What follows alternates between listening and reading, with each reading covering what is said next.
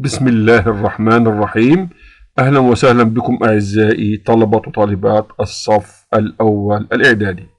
النهاردة يا أبطال هناخد باراجراف من باراجرافات الترم الثاني، وده باراجراف مهم وبيبقى موضع أسئلة في الاختبارات. تعال نشوف كده مع بعض يا أبطال. اكتب paragraph of about يتكون من حوالي 80 words on يتكون من حوالي 80 كلمة عن the internet عن الانترنت. تعال نشوف كده مع بعض يا أبطال ازاي نحل السؤال ده. طبعا انت دلوقتي في سنة أولى إعدادي، مش في أولى إعدادي بس، ده انت في الترم الثاني، لازم تعرف ازاي تكتب عناصر الباراجراف. دايما أول جملة في الباراجراف بتبقى هي المقدمة، وبعد كده بيبقى الشرح بتاع المقدمة اللي هو الموضوع، وبعد كده الجملة الأخرانية بتبقى الختمة تاني. يبقى الجملة الأولانية هي بتبقى مقدمة، بعد كده الموضوع هو عبارة عن إيه؟ بنشرح المقدمة بالتفصيل، والجملة الأخرانية بتبقى خاتمة الباراجراف. تعال نشوف كده مع بعض يا شباب. الإنترنت The internet can have يمكن للإنترنت أن يكون له advantages مزايا as well as وكذلك disadvantages وكذلك عيوب. يبقى كلمة advantages معناها مزايا، disadvantages معناها عيوب. دي المقدمة. تعال شوف الموضوع بقى، هنشرح بقى الكلام ده. On one hand من جهة it helps us فهو يساعدنا learn في أن نتعلم new things أشياء جديدة talk to friends وأن نتحدث مع الأصدقاء and do our work وأداء أو القيام بأعمالنا. we can watch videos كما أنه يمكننا مشاهدة الفيديوهات and play games ولعب الألعاب online عبر الإنترنت. It also helps us كما أنه أيضا يساعدنا في get a lot of information في الحصول على معلومات كثيرة when عندما we do research عندما نقوم بإجراء أو عمل بحث for school للمدرسة or work أو للعمل.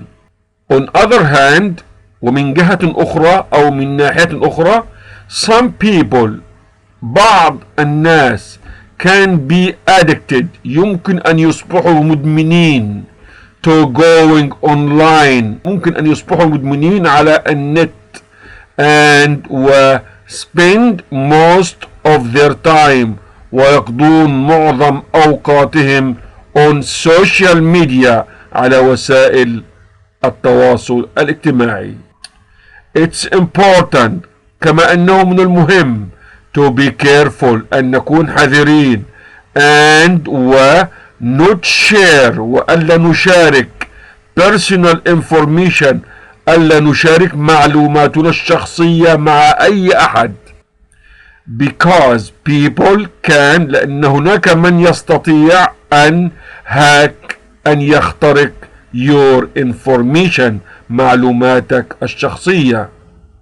We should also be aware of يجب أيضا علينا أن نكون على دراية ب fake news بالأخبار المزيفة and only trust ونثق فقط في reliable resources في المصادر الموثوق بها. نقرأ تاني كده يا شباب. The internet can have advantages as well as disadvantages. On one hand, it helps us learn new things, talk to friends and do our work. We can watch videos and play games online It also helps us get a lot of information when we do research for school or work. On other hand, some people can be addicted to going online and spend most of their time on social media. It's important to be careful and not share personal information because people can hack your information.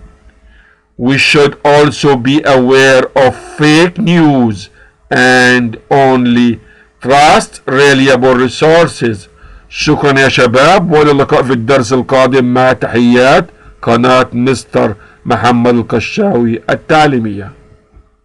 إذا أعجبك الفيديو فضلا وليس أمرا لا تنسى الإعجاب وترك تعليق والاشتراك بالقناة وتفعيل زر الجرس.